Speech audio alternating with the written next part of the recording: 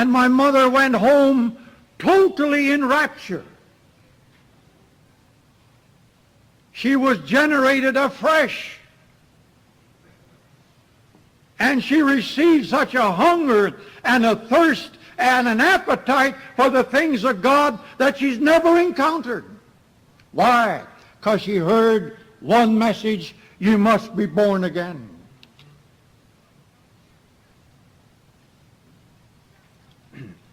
And after the tent meeting, my mother started to take us children, us kids, to the Assembly of God in Yelm. And Brother Dan Cook came and picked us up many, many times. And my poor old dad, he was furious. My mother leaving the Lutheran church and taking her children to the assembly. That was all humbug as far as my dad was concerned.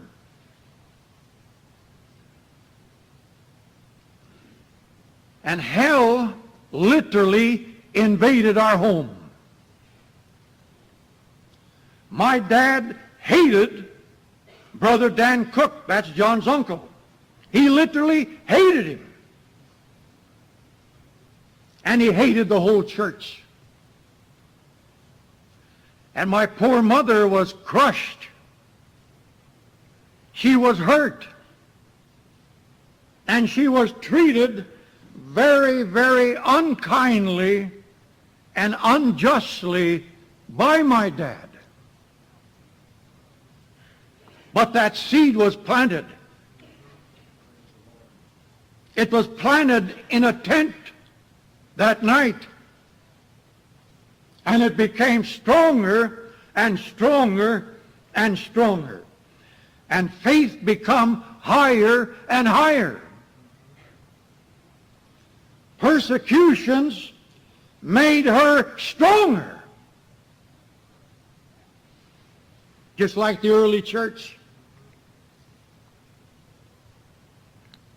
She never went against my dad, not one time. She never spoke wrong of him one time. She never belittled him to anybody or to us children one time.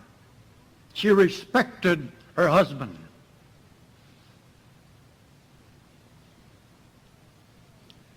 And when we went to bed, she would sit on the old wood stove and put that old heavy door down. And then she would get out her old Norwegian Bible. And while we were sleeping, she was crying out to God, "Oh God, save my children. Save Papa. Get a hold of him, oh God, some way, Lord. Help me."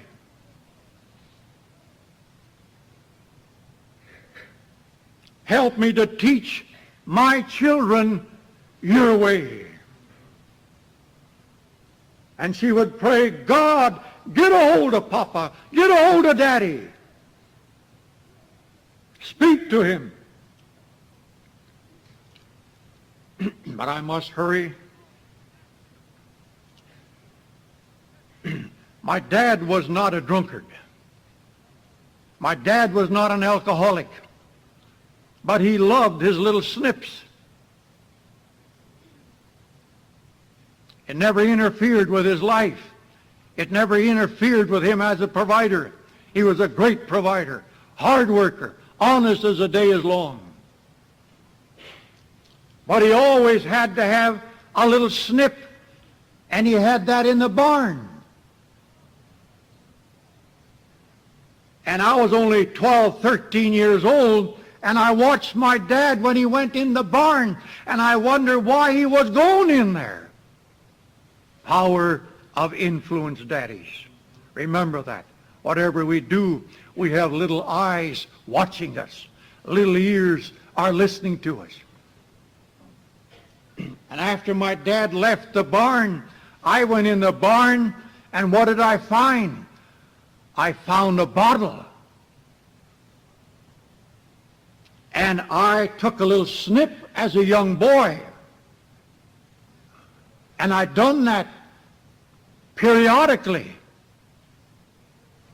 Little did I know what a damaging effect that would have on my life. Little did my dad know that the influence of that would nearly kill us all. He didn't know that.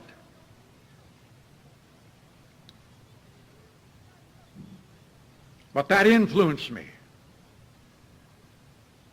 And I must skip over quite a lot again. I went from bad to worse. I started to drink more acutely. Then I started to steal. I started to rob houses here in Yelm, rob chicken houses, got in with a rough gang. I had to have that drink even as a young boy, young man. And I was picked up several times.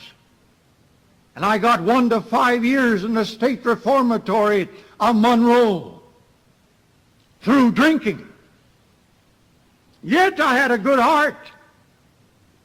I didn't want to do these things, but I was captivated under this tremendous addiction through the power of influence. And I became heavily addicted. And I started to indulge in every habit a boy could have. Snooze, chewing tobacco, cigarettes. I took it all. And I became addicted to everything. I had to have it. I couldn't quit. I tried. I wept.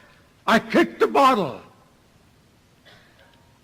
And my home was literally hell on earth. Fighting and cursing. I was cursing my mother and dad. And my poor little mother, she would fall prostrate on the floor. And she would scream under agony, "Quit it, quit it." And I would stand over and say, "Go to hell, go to hell." Can you picture me doing that? That's the way our home was.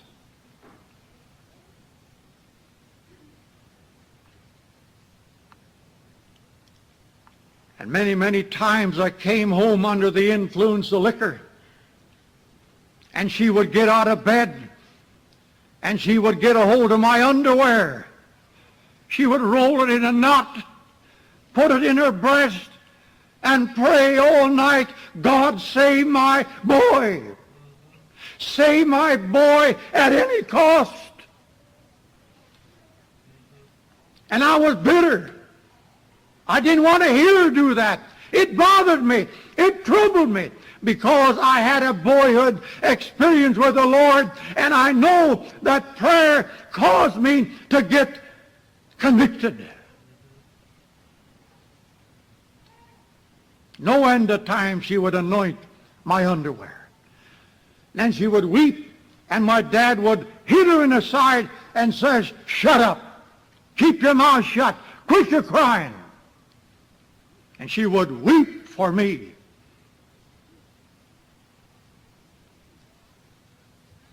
And we went through a few years of that. And then my sister Ruth, young girl, she became very handicapped through TB in the ankle at the same time. She went to school, she sprained her ankle, and infection set in. To make a long story short, she had 3 operations, took out a piece of bone as big as your finger each time. They couldn't stem it. She was on crutches and cast for 7 years in Yelm and in the college. Couldn't stem it. The next was to amputate her leg on top of my problem. And my oldest sister was also drinking along with me, and she had a problem, and so did her husband. And if that wasn't enough, my mother cried unto God, "Lord, why?